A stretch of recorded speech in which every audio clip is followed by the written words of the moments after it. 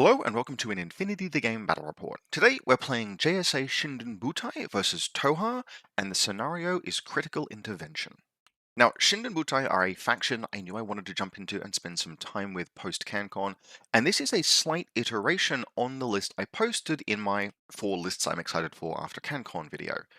This version makes some small tweaks. It turns one Yamabushi out of camouflage and into an FTO for the paramedic, which is a profile actually I find myself quite liking. It was recommended by a viewer, and there's a lot of merit to getting 1 or 2 paramedics into a Shindenbutai list, given the number of decent fizz, valuable, proper 2-wound heavy infantry you have. And then the second thing it does is it cut the Rushi that I'd included, which is making its way back into further iterations on this list, but for now it cut it just to include Yojimbo. I chose to take the foot version of Yojimbo. That freed up a couple of points that allowed me to turn the Red Furies on the Hatamoto into Spitfires, and that gives us a total list that is, from the top, a Shizuku Strategic Deployment. You have to have the Strategic Deployment Shizuku to join a Tanuki team, and it's in a Tanuki team featuring a Yamabushi FTO and a Tanuki Hacker. All of these pieces by themselves are excellent. The Tanuki is one of the highest utility hackers in the game. The Yamabushi is both dogged and a chain rifle, and it joins the link and contributes to link bonuses. It counts as one of the Tanuki. And then, of course, we have the Shizuku, which is just an excellent mix of dangerous firepower and very good in melee. It's Armor 5, BTS 6, Mimetism 3, and that rocket launcher is rolling 4 dice once you add the +4 special die from the link. Now, just one thing to note about this.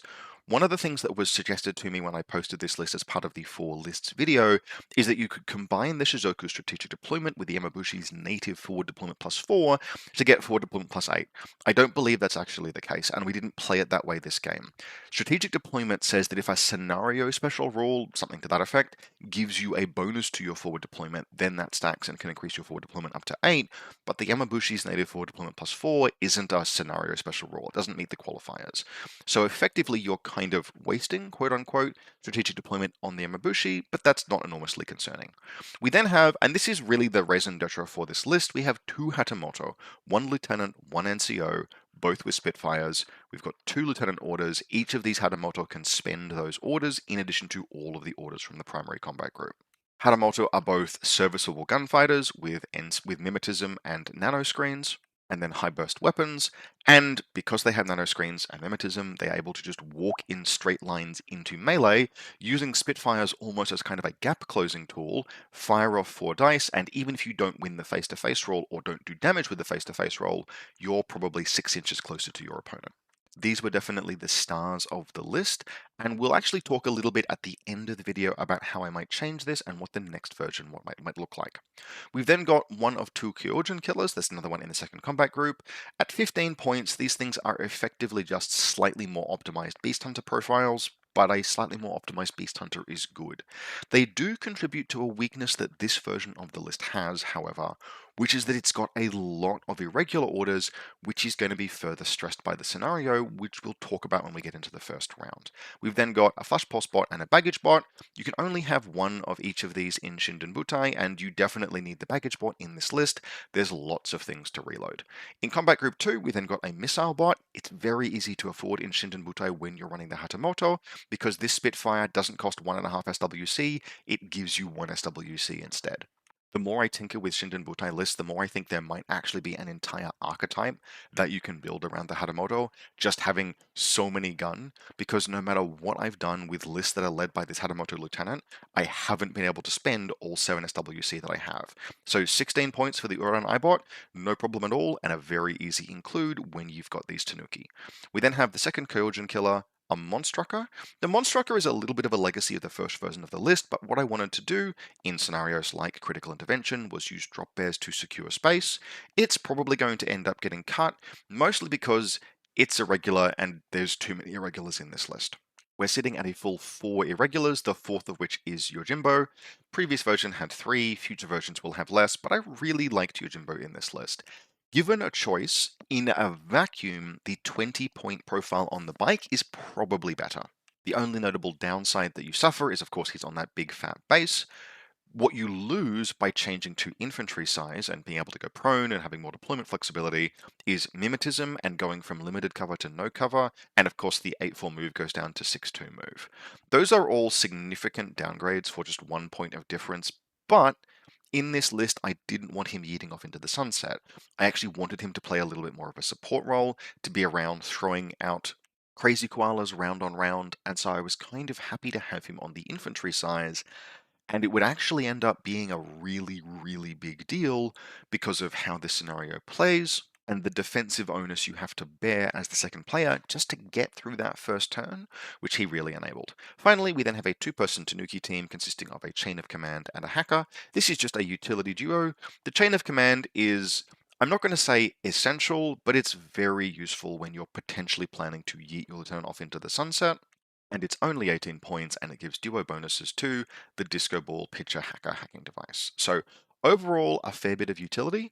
I already have what will eventually be the third version of this list in the works that makes a few changes, but for now what this list will do is what I wanted it to do, which is let Hadamoto walk in straight lines into melee and stab things, which is a very satisfying experience.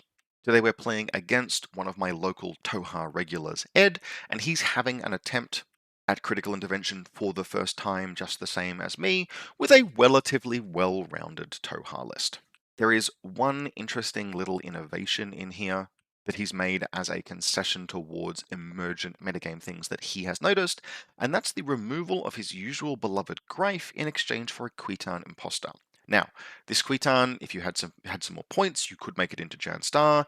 Jan Star is better in close combat. He's got mines. He's got a higher burst viral pistol, which is higher lethality overall. But what Jan Star doesn't have, and which the Khitan does, and the reason the Khitan is in this list, is a zapper.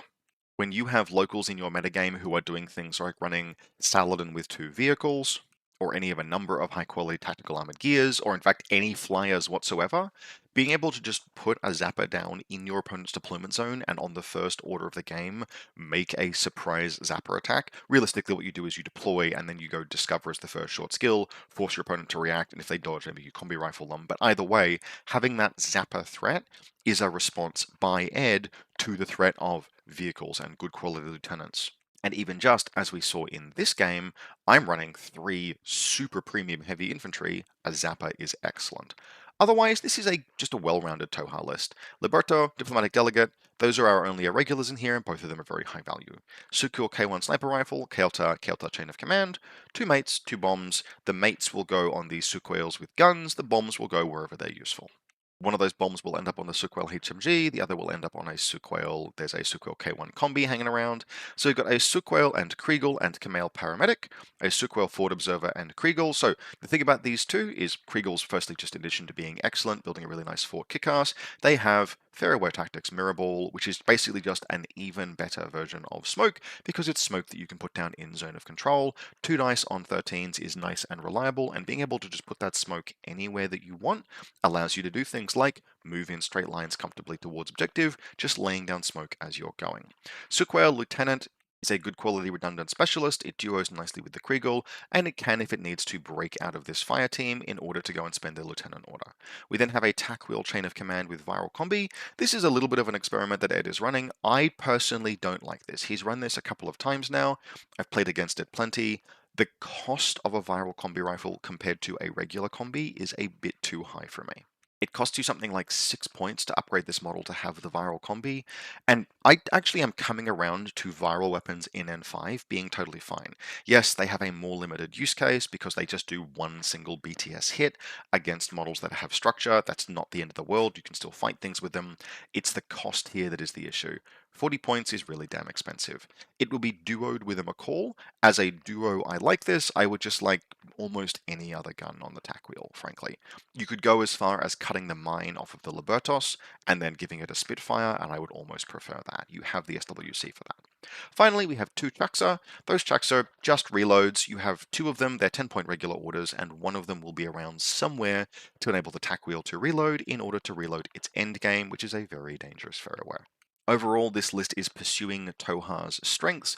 This is so much Eclipse, and most of it is placeable in zone of control, which means it's very, very good at moving easily to objectives, usually accomplishing those objectives, and then just not having to fight the opponent if it doesn't want to, and so only taking fights that are advantageous. It does, and this is something we ended up talking about after the game, kind of struggle a little bit to deliver a knockout punch. That's something that Tohaa have some issues with at large in N5. Some scenarios in ITS Season 17, if you're in the position of going first, then your best course of action is just to hammer your opponent incredibly hard on the first turn, because otherwise scoring advantage will let them run away with the game. For example, in Hardlock, which up until recently we've all been playing a ton because it was a CanCon scenario, if you're going first in Hardlock, you have to deliver a hammer blow to your opponent over the first couple of turns so that they are just not in a position to contest the objectives, else you will lose. And as good as this list is at, for example, getting to those objectives and pressing those buttons in a scenario like Hardlock, what it's not very good at is delivering the hammer blow to stop your opponent from reciprocating if you're not going first. That's a problem I think collectively as Tohaa players we need to solve, and which this list doesn't, and which, foreshadowing, is going to matter in this game. And the reason why they're going to matter is that this is a situation where Ed is going to be forced to go first, even though he would really like to go second. Ed, anecdotally speaking, was playing his very first game with a brand new set of Loss of Lieutenant dice. They were fresh out of the box, apparently not warmed up, and they would fail him so badly for the entirety of the first round of the game that he would actually put them back in their case, put them away, and bring out his old dice, at which point some modicum of luck would return to him.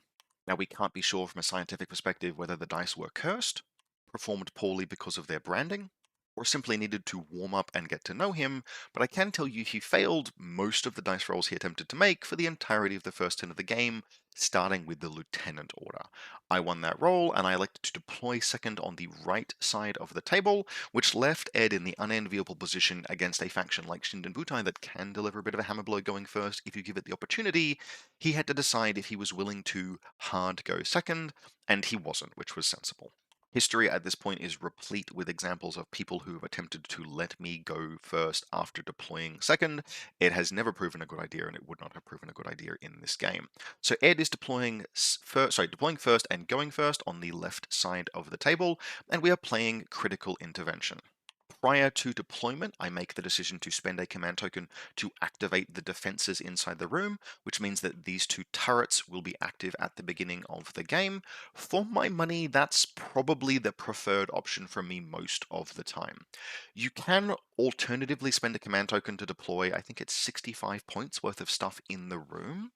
You have to be very certain about the 65 points that you're using there, because the thing about objective rooms, especially if they have no cover inside of them, in this case we're playing the central console as three-dimensional, but otherwise there's no cover in the room, they can kind of be death traps a little bit. And I would much rather my opponent spend 1 or 2 or 3 or 4 or 5 orders fighting turrets than fighting things in my army that are generating orders in which I can use to attack in subsequent rounds. Sometimes you will have exactly the right 40, 50, 65 points to deploy in the central area if you've planned for it. My list hadn't, and so I elected to just turn the turrets on instead. I think it's the better default choice. In terms of Ed's deployment, the notable things are the K1 sniper, which is watching down this line and then somewhat into the room. Although these are wide gates, the physical doors that we're playing with here aren't massive, so it's not an easy line into the room, but he has some line of sight there. And then basically all of his fire teams, otherwise the ones that will move out and accomplish the objective, are positioned inside this space here. So that's the two Sook Whales, the Tack Whale, the McCall, the Kamel Paramedic, and both Kriegels.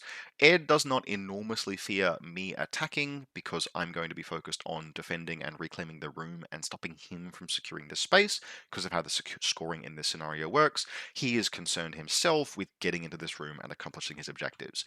Now that might actually be a misplay. Something we identified afterwards was like, okay, how focused do you actually want to be as the first player on attacking this room? And having now played the scenario once, I actually think if I'm playing this from first player's perspective, not with Ed's list, but with any list that I would write normally, I think I actually spend most of the first turn and frankly most of the second punching my opponent's face in as hard as possible. And the reason for that is that the really big money points in this scenario, if you're going first and are therefore the attacker, this is an asymmetric scenario, is cracking open this central console and escaping with the data pack inside, and then not letting your opponent kill the trooper that recovered the data pack.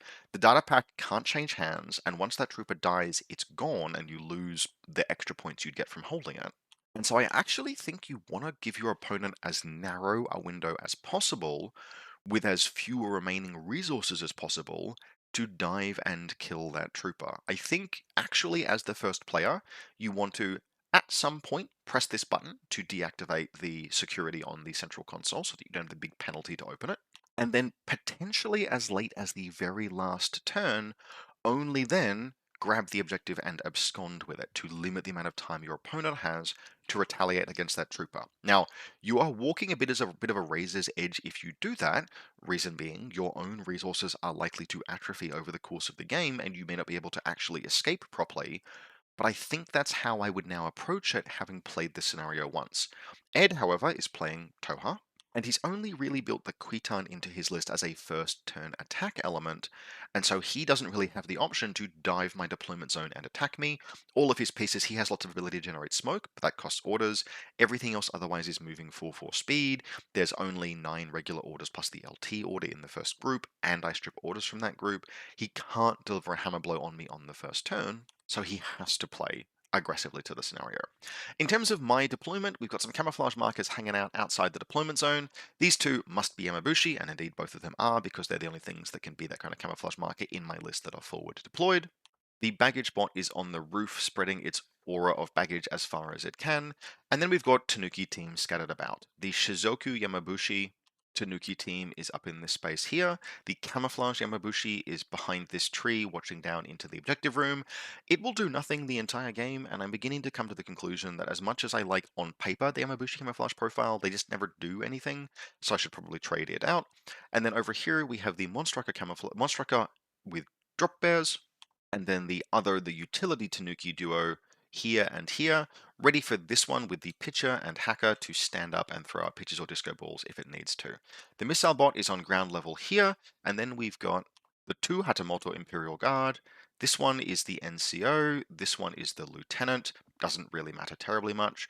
Both of them are ready to advance aggressively if need be. This one can move up and around this direction, it'll be relatively safe from Ed's sniper.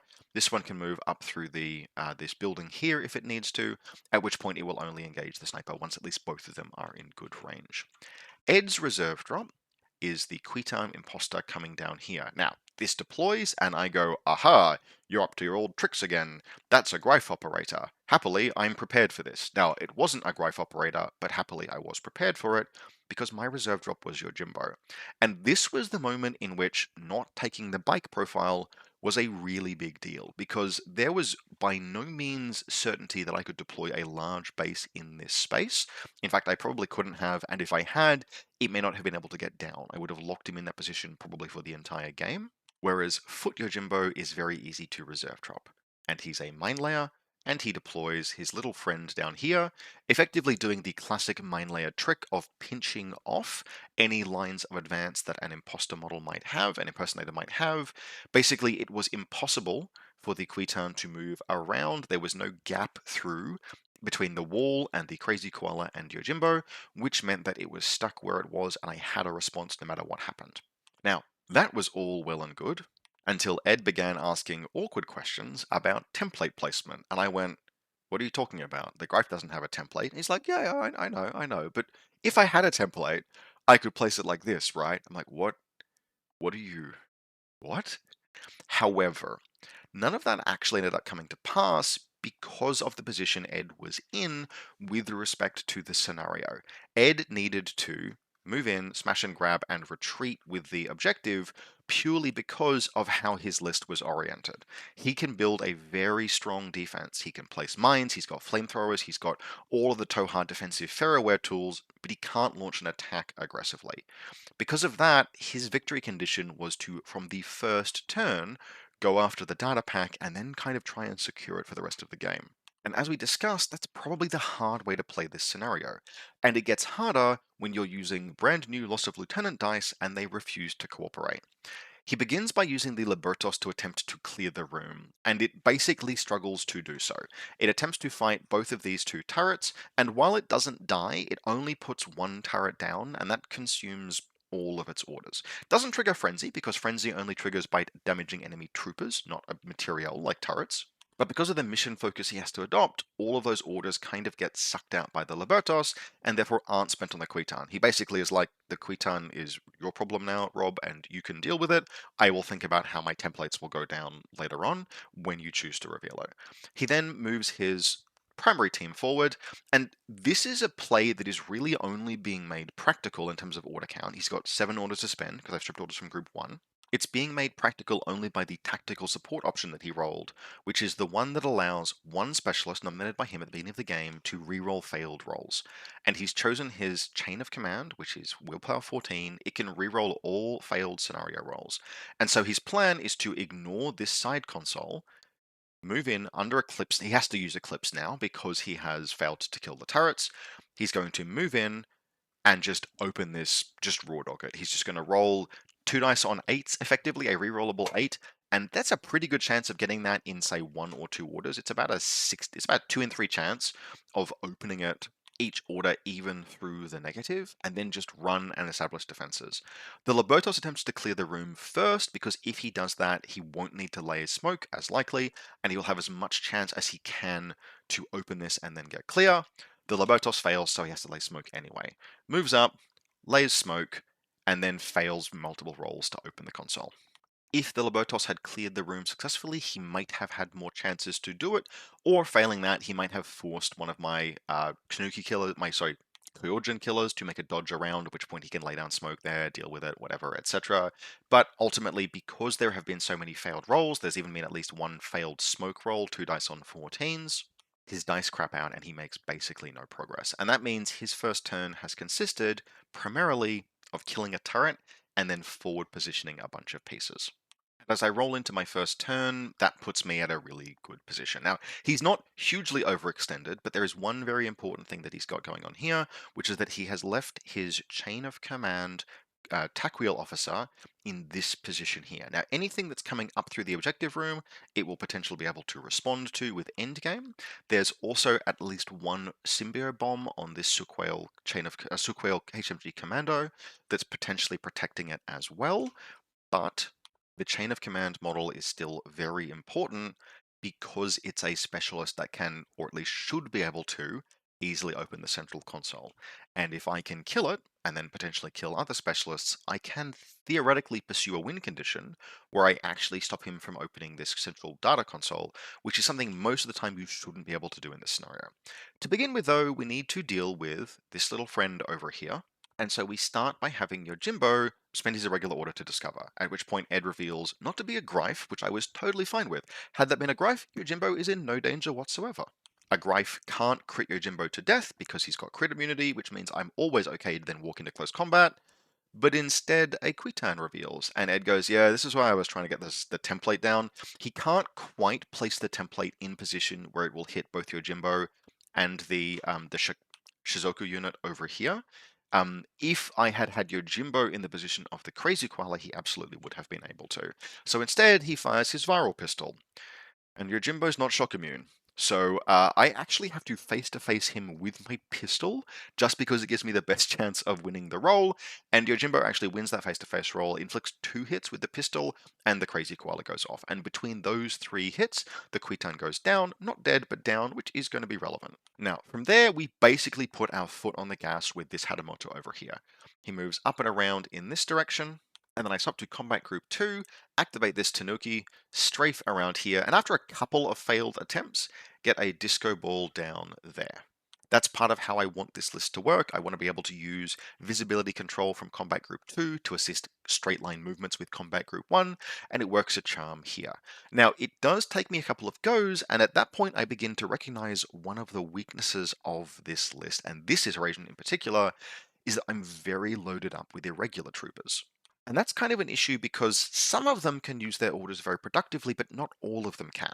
I can always have Yojimbo place a Crazy Koala. I can always have the Monstrucker throw a Drop Bear, but sometimes I want those Kyojin killers just to kind of be usefully defensive, and I have spent a lot of command tokens already in this game.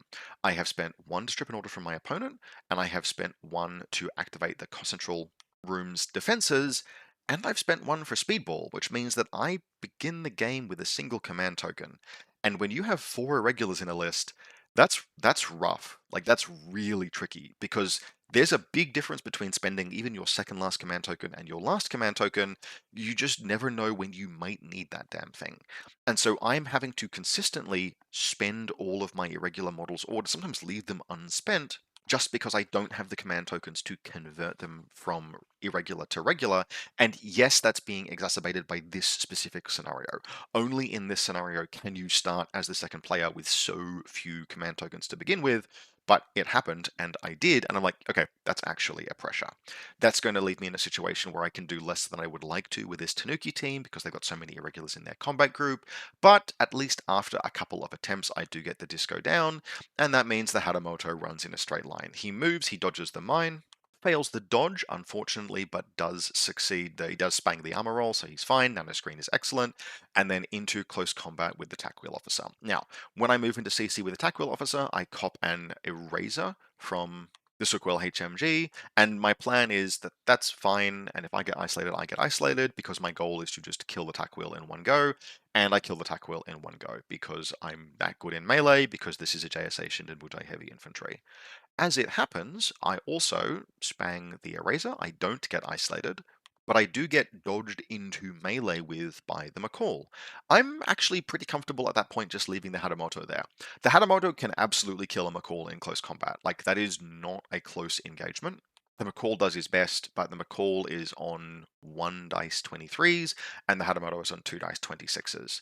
However, I'm kind of willing to just leave that there because I can always just kill the McCall with my Frenzy order in the next turn if I absolutely have to, and in the meantime, that McCall is providing me defense against range attacks. So, okay. So with the remainder of the orders that we have in this combat group, we'll activate this fire team over here. They'll move up and around and they'll take a face-to-face roll with the Sookwell. It will be relatively non-conclusive before I finally land a barrage through. Doesn't do any damage, the Symbiomate holds, but we do strip the Symbiomate. And then with the last order of the turn, we will have this Hadamoto quite judiciously activate, walk up the stairs, and fire his Spitfire into the Quitan Imposter. Yes, the Quitan Imposter is already unconscious, that's not the point. The point is to inflict a wound on it even through the unconscious state, because that triggers Frenzy. There is no downside to triggering Frenzy on a Hadamoto, it is all upside, and so I'll take the order, we'll move up and forward, I'll take the shot, get the wound, great, I've triggered Frenzy. Otherwise, we just move the irregulars around a little bit, one Kojin killer moves into the central area, and although, strictly speaking, I've only killed one model at this point, it's a very important model, I've lost nothing myself, and that puts me in a very good spot. Now we pass into Ed's second turn here, and by this point he has swapped out the horribly failing him loss of lieutenant dice for his old standard dice that he had before that, and so his dice for the rest of the game will not be nearly so bad, but they will still not be sufficient to recover the state that he's in. And that's because he's now in a position where his best specialist for this mission is no longer able to activate the central antenna on account of being dead, which means that either he gets all the way up to this objective here, flips it, and then moves in, or he doesn't do that and just attempts to keep rolling sevens to activate the central console. I've now got a lot more defenses in place in the room. We have two pitches that have been laid, one here and one here, two Kyojin killers that have moved forward. There's also a mine positioned a little bit further back here. This is the drop bear thrown by the Monstrucker. This is a lot more defending the space, and technically speaking, Ed has more orders than he did on the first turn. He's only lost one troop from his main combat group, and I'm not stripping orders anymore, but it's still a challenging position to be in. He moves forward. The Lobotos actually attempts to do some work and does so successfully. There's a mine that gets laid. When it detonates, the forces the dodge. On the Kojin killer here, it will detonate when the turret responds, stuff like that. If I don't respond with a turret, then the Lobotos has free reign to just discover shoot, etc. And so the Lobotos actually does quite a good job clearing much of what's going on in this room. Fantastic, didn't do that in the first round, but he's still in a position where he has to move forward and he has to lay smoke in the same position as before, and he ends up just attempting as best he can. He leaves his Hadamoto completely unchecked, pretty reasonable, I think, and then makes a game play with his Sookwell Lieutenant to try and grab this button.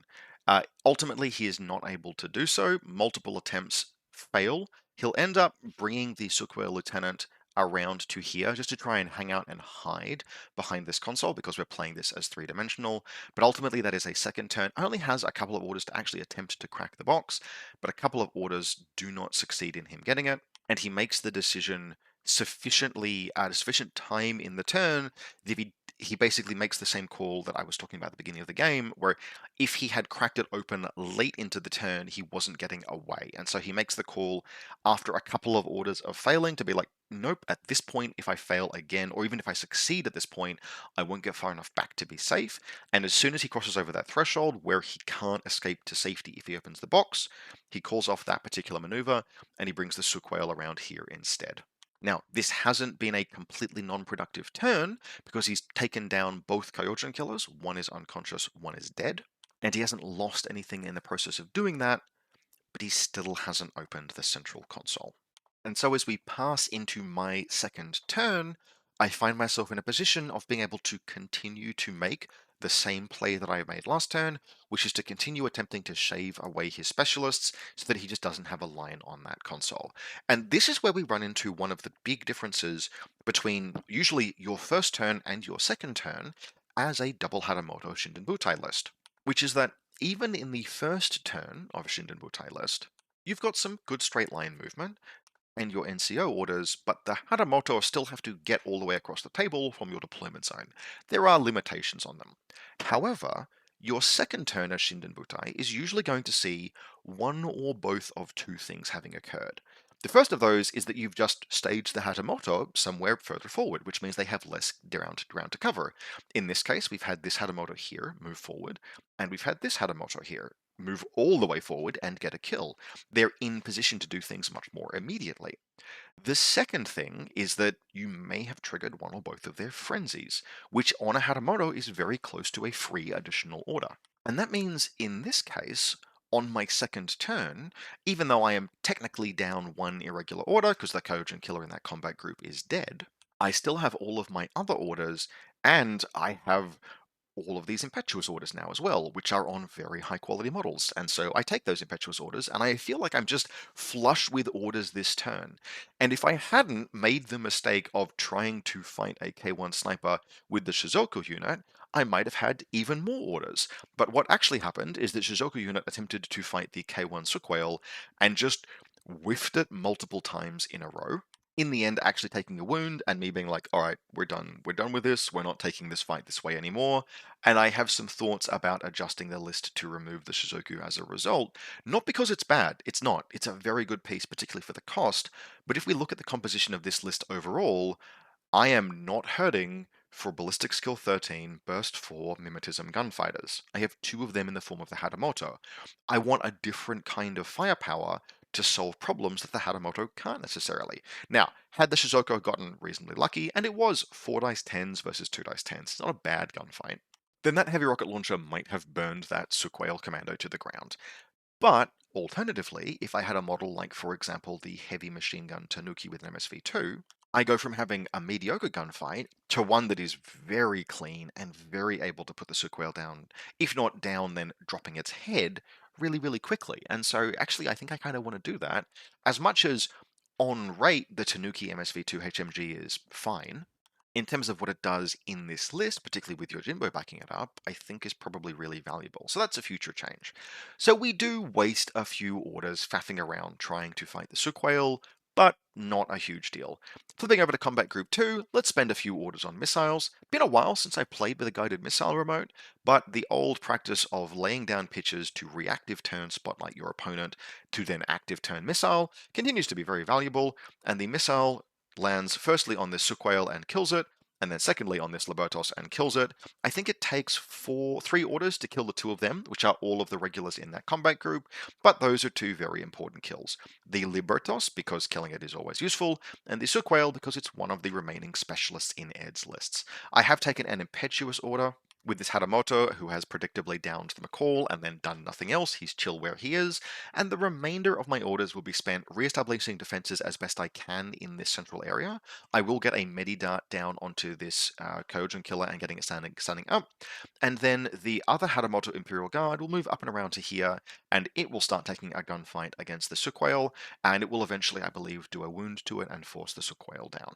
I think I might even actually get lucky and put it all the way to unconscious with one of those gunfights, which puts us again in a really solid position going into the final round. Time is on my side now. I think In this scenario, as the defender, you have this onus to, you must be able to survive whatever your opponent does on the first turn. Whether it is get into the objective room and get away, you have to be able to respond to that. You have to be able to kill, if they do a turn 1 smash and grab, you have to have a response to that. Or if they just come and hammer you, you have to be able to survive that.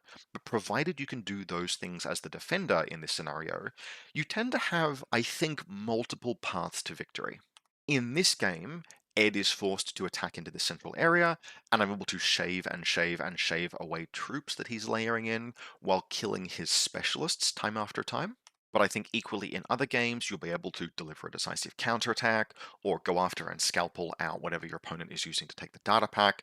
I just feel like a lot of the agency after the first turn. In the first turn, the first player decides what the tempo for the game is going to be, and from there on out, the second player, if they survive that first turn, I think they have ample room to react and different lines of reaction. That's really interesting. I don't know yet which I think is the easier position to play from.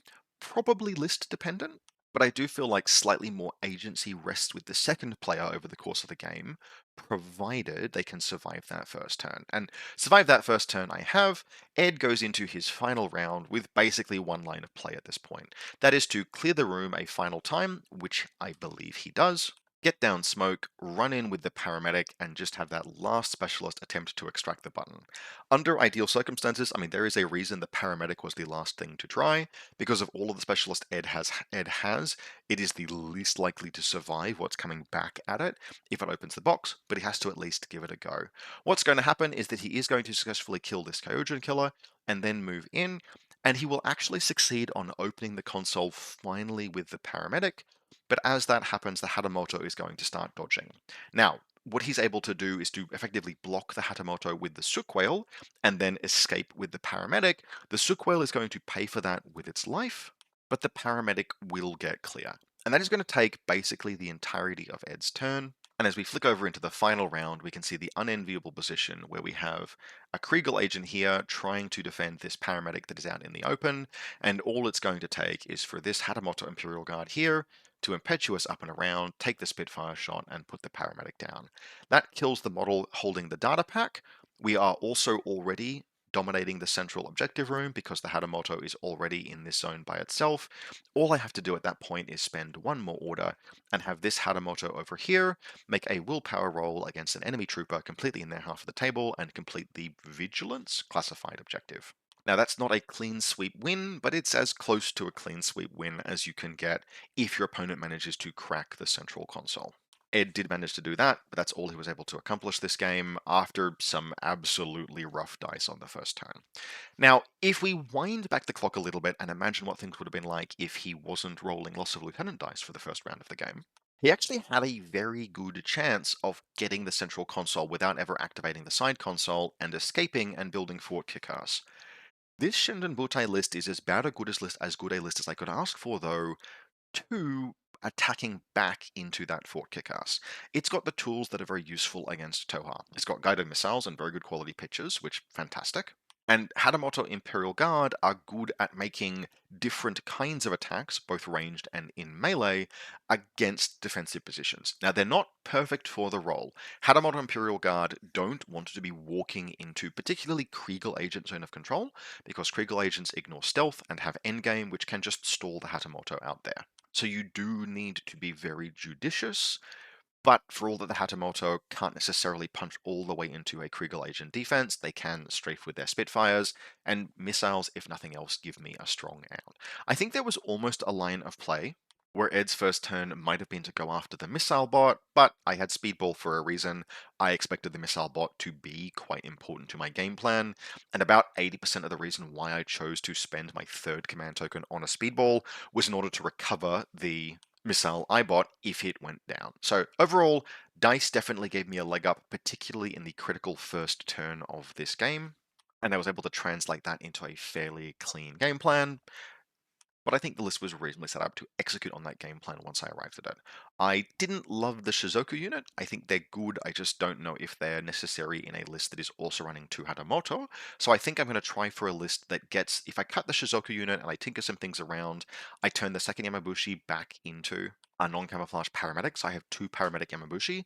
I can do all sorts of stuff with duos, like 1 Haris and 2 duos, and then I can have a Tanuki be an MSV2 Tanuki. I can even get the Rushi back in, and at that point, you've got like a whole bunch of guns. You have a list that has 4 different interesting SWC weapons and guided missile play, and it's still only spending 6 of its available 7 SWC. So that's a possible future version of this list that I will try out. But the Hatamoto absolutely performed very nicely. They are just a joy to play. 2 of them is even better than 1 of them. Really, really lovely troops. The fact that they can just move in straight lines, take gunfights, and then get into melee, and when they are in melee, by God, they are powerful. Not many things can, like, not trivially, but pretty comfortably put down a McCall, but a martial arts for natural born warrior is one of the pieces that can. And even you have things like Tohaa, which are pretty durable much of the time. Tohaa are a deep pool of wounds. The fact that you can just reasonably reliably inflict 5 or even 6 saves with those EM weapons because of how likely you are to crit, etc., just really, really cool. So loved the Hatamoto, liked much of the rest of the list, do need to trim down the irregular count, and I do think I want to try out the Tanuki MSV2 HMG just because I've got a bunch of I've got a bunch of Mimetism 3 guns already. I want a different kind of firepower setup. I want things that can just be like, yep, there's a Mimetism gunfighter over there, no problem, boom, smoke with Yojimbo, take the gunfight. Just clear it off easily, giving myself the opportunity to have those easy fights, rather than having to try and brute force things down with the Shizuku, I think is the better line of play. For Ed's part as the Tohaa, we had an interesting discussion about what does Tohaa do in scenarios where, no, actually, if you're not going second, like you either hard go second or you have to have a plan for being able to deliver some kind of an alpha strike. And we had a little bit of a discussion around it, and I think there's some options there. It's not a strength of the faction, but things like Samsa with lots of smoke support. Specifically, I think it needs to take a leaf from one of my previous books in this case, tooting my own horn there, but one of the things that I've historically had success with Tohaa is having the option in Combat Group 2 to generate some smoke with Combat Group 2. It's something that his list couldn't do here. And it meant, for example, that he blew a bunch of Libertos orders trying to clear the room on the first turn, rather than just having a model in Group 2 that could throw a smoke grenade or generate some zero visibility zone of control area zone. And when you have your visibility control coming from Group 2 in a Tohaa list, actually your Group 1 is potentially efficient enough to launch a little bit of an attack, particularly if you've got pieces like, say, Samsa, who can begin in the midfield and is very dangerous if he takes the right fights, or even things like using smoke to enable a Gautasos to land, walk on with parachutist in just the right spot. These can potentially be good. So it's something to think about for future versions of the Tohaa list, kind of just working on the idea that as Tohaa, you can build some very, very nice defenses. You can be very difficult to attack. You have this sort of like deep pool of defenses and ferroware and symbiomates, etc. What you're missing often as Tohaa in N5 is attack pieces that have the same efficiency as factions with vehicles and factions with NCO 6.2 nanoscreen heavy infantry and etc. And so we need to go looking for those turn 1 attack options in Tohaa just for when we get caught in the situation where we can't fall back on the defensive ferroware and the minefields and the fort kick-ass building, where we have to attack to set the way the scenario is going to be played. We need to find those. In early days, in terms of looking for those in N5, some discussions I think were interesting, looking at things like Samsa, looking at things like Group 2 Smoke again, but a little bit of work to be done there. Overall, though, this was a cracking game. Very much enjoyed my return to Shindebutai. I think I've only played 1, maybe 2 games with them this edition so far, and they were great and fantastic fun, and I do intend to play them at least a little bit more, working on a list with the Tanuki and trying some other things. Still, hope very much that you've enjoyed this. As you may be able to tell from my voice, I am still recovering a little bit from the post-con rot, but we're going to try and get back to a regular once per week video schedule, and so that means I hope very much to see you in about a week's time for more Infinity content.